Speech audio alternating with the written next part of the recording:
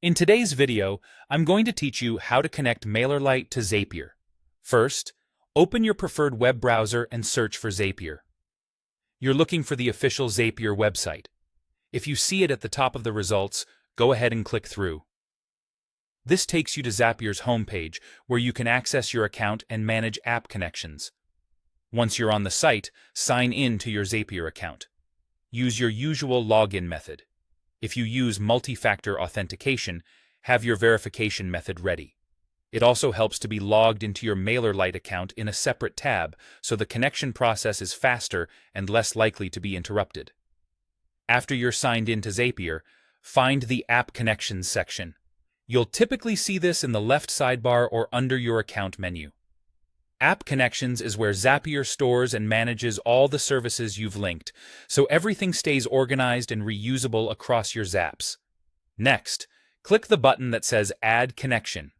This opens a search window for supported apps. In the search bar, type Mailerlite. When the drop-down appears, select Mailerlite from the list, then click Add Connection. Note that some accounts have both Mailerlite and Mailerlite Classic available. Choose the one that matches your Mailerlite plan to avoid confusion later. A pop-up window will appear asking you to connect your Mailerlite account. If the pop-up doesn't show, check your browser's pop-up blocker and allow Zapier. In the pop-up, select the Mailerlite account you want to connect. If you're part of multiple organizations or workspaces, make sure you choose the correct one. Then click Authorize to grant Zapier the permissions it needs to access your Mailerlite data for automations. This typically includes permission to read and add subscribers, manage groups, and perform actions required by your Zaps. If you're prompted to log in to Mailerlite, enter your credentials there and continue. Once authorization completes, Zapier will confirm the connection. You'll see Mailerlite listed as connected in your App Connections area. From here, you can use Mailerlite in your Zaps. That means you can pick Mailerlite as a trigger or an action, such as adding a subscriber when a form is submitted or updating a subscriber when a purchase is made.